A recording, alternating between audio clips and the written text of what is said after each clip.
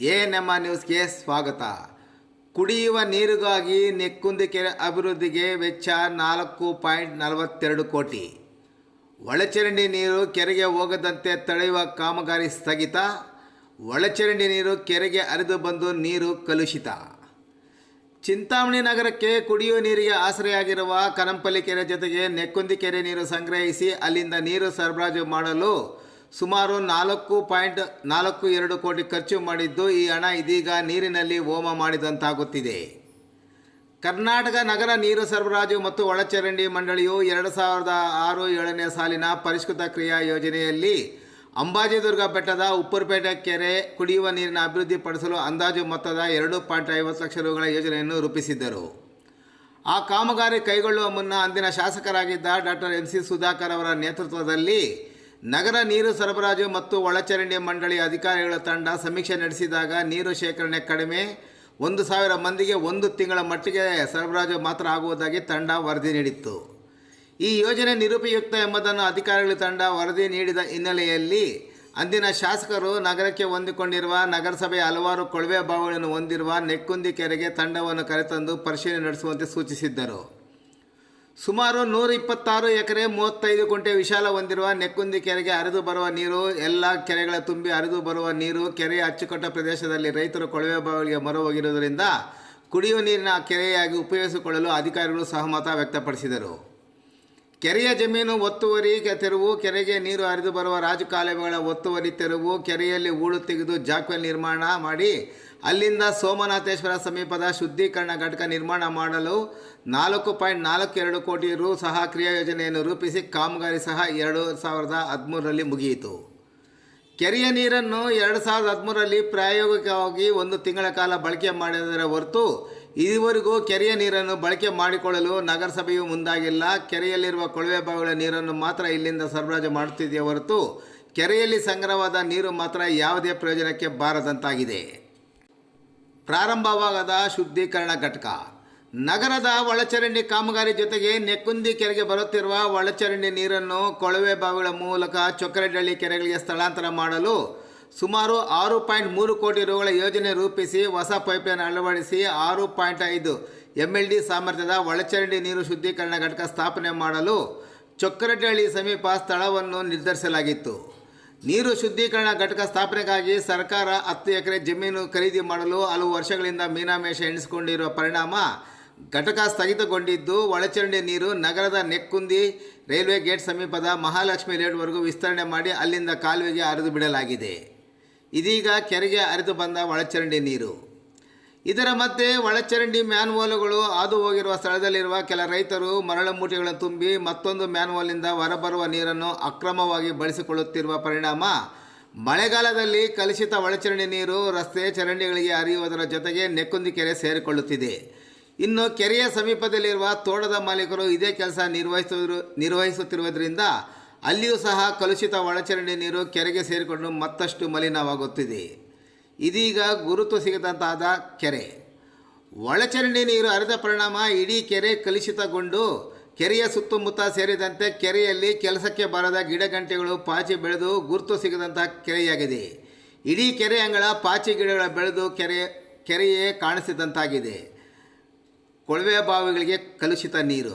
ಇನ್ನು ಕೆರೆಯಲ್ಲಿರುವ ಹಲವಾರು ಕೊಳವೆ ಬಾವಿಗಳು ಸ್ಥಗಿತಗೊಂಡಿದ್ದು ಅದರ ಮೂಲಕ ಕಲುಷಿತ ನೀರು ಸೇರುತ್ತಿದ್ದರೆ, ಜೊತೆಗೆ ಕೆರೆಯಲ್ಲಿ ಕಾರ್ಯನಿರ್ವಹಿಸುವ ಕೊಳವೆ ಬಾವಿಗಳಿಗೆ ಕಲುಷಿತ ನೀರು ಸೇರಿಕೊಳ್ಳುತ್ತಿದ್ದು, ಅದೇ ನೀರನ್ನು ಸಂಗ್ರಹಿಸಿ ನಗರಸಭೆ ನಗರದ ಹಲವು ಬಡಾವಣೆಗೆ ಸರಬರಾಜು ಮಾಡುತ್ತಿದ್ದು, ಕನಿಷ್ಠ ಪಕ್ಷ ಆ ನೀರನ್ನು ಪರೀಕ್ಷೆ ಮಾಡಲು ಸಹ ನಗರಸಭೆ ಮುಂದಾಗಿಲ್ಲ.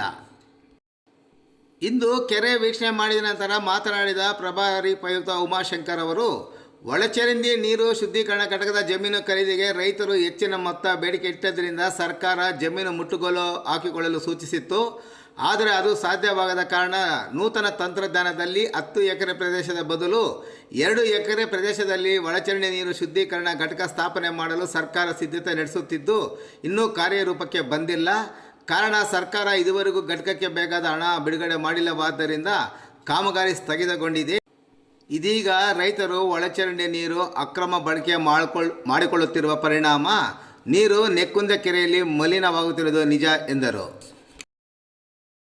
ನೆಕ್ಕುಂದಿ ಕೆರೆ ವೀಕ್ಷಣೆಗೆ ಬಂದಿದ್ದೀವಿ. ಏನು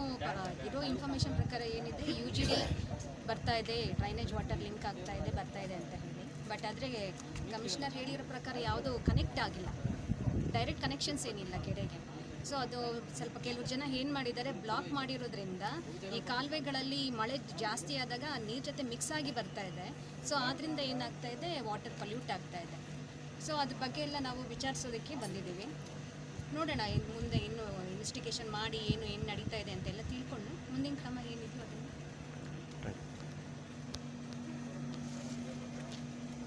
ಇವತ್ತು ನಕ್ಕುಂದಿ ಕೆರೆ ವೀಕ್ಷಣೆಗೆ ಬಂದಿದ್ದೀವಿ.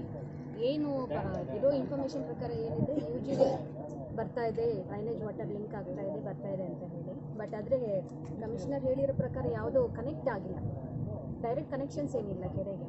ಸೊ ಅದು ಸ್ವಲ್ಪ ಕೆಲವು ಜನ ಏನು ನಮ್ಮ ಶಾಸಕರಾದ ಎಂ ಕೃಷ್ಣಾರೆಡ್ಡಿ ಸಾಹೇಬರು ಆಯ್ಕೆ ಹಾಕಿ 2ನೇ ಸತಿ ಆಯ್ಕೆ ಆಗಿದ್ದಾರೆ. ಈ ಭಾಗದ ಕೆರೆಗೆ ಅವರು ಸ್ವಲ್ಪ ಪ್ರೀತಿ ತೋರಿಸ್ಬೇಕಾಗಿತ್ತು. ಈಗ ತಮಗೆಲ್ಲ ತಿಳಿದಂಗೆ ನಾವು ಪ್ರಯತ್ನ ಮಾಡಿದ್ರೆ ಅಸಾಧ್ಯ ಅನ್ನೋದೇನೂ ಇಲ್ಲ. 2ನೇ ಸತಿ ಆಯ್ಕೆ ಆದ ನಂತರ ಜವಾಬ್ದಾರಿಗಳು ಹೆಚ್ಚಾಗತ್ತೆ. ನನ್ನ ಪ್ರಕಾರ ಅವ್ರೇನನ್ನ ಇದ್ರ ಬಗ್ಗೆ ಕಾಳಜಿ ವಹಿಸಿದ್ರೆ ಈ ಪರಿಸ್ಥಿತಿಗೆ ಬರ್ತಾ ಇರಲಿಲ್ಲ ಈ ಕೆರೆ. ಯಾಕೆ ಈ ಮಾತು ಹೇಳ್ತಾ ಇದ್ದೀನಿ ಅಂದರೆ, ಮೊದಲನೇ ಸತಿ ಆಯ್ಕೆ ಆಗುವಾಗ ಈ ಕೆರೆ ಬಗ್ಗೆ ಸುಮಾರು ಕಂಪ್ಲೇಂಟ್ಸ್ ಬಂದು, ಈ ರೀತಿ ಕಂಪ್ಲೀಟ್ UGD ನೀರು ಇದರಲ್ಲಿ ಓವರ್ಫ್ಲೋ ಆಗ್ತಾ ಇದೆ, ಆ ಕೆರೆಗೆ ಸೇರ್ಕೊಳ್ತಾ ಇದೆ ಅಂತ. ಯಾವ್ದು ಬಂತು ಸರ್ ನಿಮ್ಮ ಗಮನಕ್ಕೆ ಇದು? ನನ್ನ ಗಮನಕ್ಕೆ ಮುಂದಿನ 2013 ನಾವು ಗೆದ್ವಿ ಅಲ್ಲ, ನಮ್ಮ ಶಾಸಕರು ಎಂ ಕೃಷ್ಣಾರೆಡ್ಡಿ ಸಾಹೇಬರು, ಆ ಲಾಸ್ಟ್ ಮೂಮೆಂಟಲ್ಲಿ ಅವ್ರ ಗಮನಕ್ಕೆ ಬಂತು. ಸುಮಾರು ಕಂಪ್ಲೇಂಟ್ಸ್ ಆಯಿತು, ಅವೆಲ್ಲ ನಾವು ಬಂದು ವೀಕ್ಷಣೆ ಮಾಡಿದ್ವಿ. ಸುಮಾರು ಸತಿ ನಾವು ಹೇಳ್ತಾ ಇದ್ವಿ ಇದ್ರ ಬಗ್ಗೆ, ಏನೋ ಒಂದು ಪ್ಲ್ಯಾನ್ ಮಾಡಬೇಕು ಇದು ಅಂತ. ಆದರೆ ಬಂದು ವೀಕ್ಷಣೆಯನ್ನು ಮಾಡಿದ್ರು ಅವರು, ಇಲ್ಲ ಅಂತಲ್ಲ. ಆ ವೀಕ್ಷಣೆ ಮಾಡಿದ ನಂತರ ವೀಕ್ಷಣೆ ಮಾಡಿದ್ರೆ ಏನಾಗಲ್ಲ, ನಾನು ಸುಮಾರು ಸತಿ ಹೇಳ್ತಾ ಇದ್ದೀನಿ. ಬರೀ ವೀಕ್ಷಣೆ ಮಾಡಿದ್ರೆ ನಾವು ಅಷ್ಟೇ, ಅವರಂತಲ್ಲ, ನಾವು ಅಷ್ಟೇ. ವೀಕ್ಷಣೆ ಮಾಡಿಬಿಟ್ಟು ಹೋದರೆ ಪ್ರಯೋಜನ ಇಲ್ಲ. ವೀಕ್ಷಣೆ ಮಾಡೋ ನಂತರ ಅದಕ್ಕೆ ಒಂದು ಪ್ಲ್ಯಾನ್ ಮಾಡ್ಕೋಬೇಕು. ಮೊದಲನೇದಾಗಿ ಈ ಕೆರೆ ಬಗ್ಗೆ ನಾನೇನು ಹೇಳ್ತೀನಿ ಅಂದರೆ, ನಾನು ಹೇಳ್ದಂಗೆ ಸ್ವಲ್ಪ ಪ್ರೀತಿ ವಿಶ್ವಾಸ ಅನ್ನೋದು ಮತ್ತು ಆ ಕಾಳಜಿ ಏನನ್ನ ನಮ್ಮ ಶಾಸಕರಾದ ಎಂ ಕೃಷ್ಣಾರೆಡ್ಡಿ ಸಾಹೇಬರಿಗೆ ಈ ಭಾಗದ ಜನರ ಬಗ್ಗೆ ಏನನ್ನ ನನ್ನ ಅನಿಸಿಕೆ. ನಿಮ್ಮ ಪ್ರಕಾರ ಈ ಕೊಳೆ ಕೆರೆ ಅಂತ ಏನಿದೆ ಬೆಂಗಳೂರು ರಸ್ತೆಯಲ್ಲಿ, ಅದ್ರ ಥರ ನಾವು ಇದನ್ನು ನಗರಕ್ಕೆ ಯೂಸ್ ಮಾಡ್ಕೋಬೋದಾ ಈ ನೀರನ್ನ ಅಂತ? ಖಂಡಿತವಾಗ್ಲೂ ನೀವು ಸರಿಯಾಗಿ ಹೇಳ್ತಾ ಇದ್ದೀರಾ. ಇದು ಸುಮಾರು 80 ಎಕರೆಯಿಂದ 100 ಎಕರೆ ಇರ್ಬೋದು ವಿಸ್ತೀರ್ಣ, ಇನ್ನೂ ಜಾಸ್ತಿನೇ ಇದೆ ಅಂತ ಇದೆ, ಆದರೆ ನನಗೆ ಗೊತ್ತಿಲ್ಲ, ಕರೆಕ್ಟಾಗಿ ಮಾಹಿತಿ ಇಲ್ಲ. ಅದರಿಂದ ನೀವು ಹೇಳ್ದಂಗೆ ಇದು ನಾವು ಯೂಸ್ ಮಾಡಿಕೊಂಡ್ರೆ ಬಹಳ ಒಳ್ಳೆಯದು.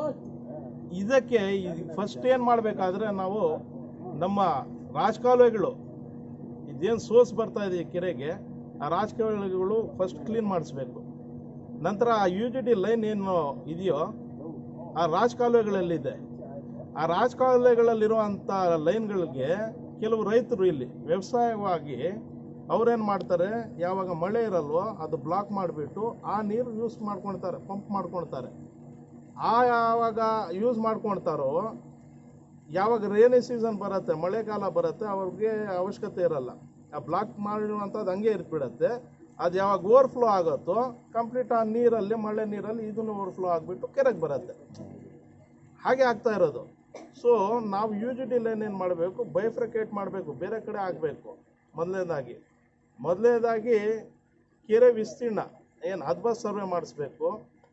ಇದು 3-4 ತಿಂಗಳಾದಮೇಲೆ ಸ್ವಲ್ಪ ಡ್ರೈ ಆಗುತ್ತೆ. ಅದಾದ ನಂತರ ಕಂಪ್ಲೀಟು ಡಿಸಿಲ್ಟ್ ಮಾಡಬೇಕು. ಆ ಡಿಸಿಲ್ಟ್ ಮಾಡಿದ ನಂತರ ಪ್ಲ್ಯಾನ್ ಒಂದು ಮಾಡ್ಕೋಬೇಕು. ನಾವು ಇವತ್ತು ಡಿಸ್ಕಷನ್ ಮಾಡಿದ್ವಿ. ಸಾಧ್ಯ ಆದರೆ ನಮ್ಮ ಅಧ್ಯಕ್ಷರಿಗೆ ಹೇಳಿದೆ, ಯಾರಿಗಾನ ಒಬ್ಬ ಹಿರಿಯರು, ಒಬ್ಬ ಸ್ವಾಮೀಜಿಯವರು ಯಾರಾನ ಇದ್ದರೆ ಅವ್ರಿಗೆ ಅಟ್ಯಾಚ್ ಮಾಡ್ಕೊಳಕ್ಕೆ ಒಂದು ವ್ಯವಸ್ಥೆ ಮಾಡೋಣ. ಯಾಕಂದರೆ ಕೋಟ್ಯಾಂತರ ರೂಪಾಯಿ ಇದು ಬೇಕಾಗಿದೆ.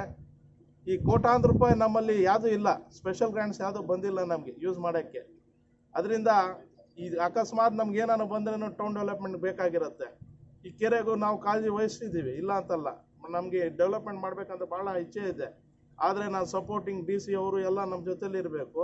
ಅದರ ಜೊತೆಯಾಗಿ ಎಲ್ಲೋ ನಮ್ಮ ಸ್ವಾಮೀಜಿಗಳಿದ್ದಾರೆ, ನಮ್ಮ ಡಿಸ್ಟಿಕ್ ಸೇರಿಯುವಂಥವ್ರು, ಅವ್ರಿಗೆ ಇಟ್ಕೊಂಡು ಒಂದು ಕೇಳೋಣ, ಅವ್ರ ಹತ್ರ ಹೋಗ್ಬಿಟ್ಟು ಒಂದು ಹೆಲ್ಪು ಸ್ವಲ್ಪ ನೀವು ಅಡ್ಯಾಪ್ಟ್ ಮಾಡ್ಕೊಂಡು ಸ್ವಲ್ಪ ಡೆವಲಪ್ ಮಾಡಿದ್ರೆ ಇವತ್ತು ಏನು 50,000 ಜನ ಇದ್ದಾರೆ, ಆ 50,000 ಜನರಿಗೆ ನೀರಾಗತ್ತೆ ಸ್ವಾಮೀಜಿ ಅಂತ ಕೇಳ್ಕೊಳ್ಳೋಣ ಅಂತ ಒಂದು ಪ್ಲ್ಯಾನ್ ಮಾಡಿದ್ದೀವಿ. ದೇವರಿದ್ದಾನೆ, ಅವ್ರಿಗೂ ದೇವರು ಏನನ್ನ ಅಟ್ಲೀಸ್ಟ್ ಅವ್ರ ಜ್ಞಾನ ಕೊಟ್ಟು ಸ್ವಲ್ಪ ನಮ್ಮ ಜನರಿಗೆಲ್ಲ ಈ ರೀತಿ ಆಗತ್ತೆ ಅಂತ ಅವ್ರಿಗೇನ ಮನಸ್ಸಲ್ಲಿ ಬಂದರೆ ಅವ್ರು ಹೆಲ್ಪ್ ಮಾಡ್ತಾರೆ ಅಂತ ನನ್ನ ನಂಬಿಕೆ. ನಿಮ್ಮ ಪ್ರಕಾರ ಈ ಕೆರೆಯಲ್ಲಿ ಏನು ಅಕ್ರಮಗಳೇನು ನಡೀತಾ ಇಲ್ವಾ?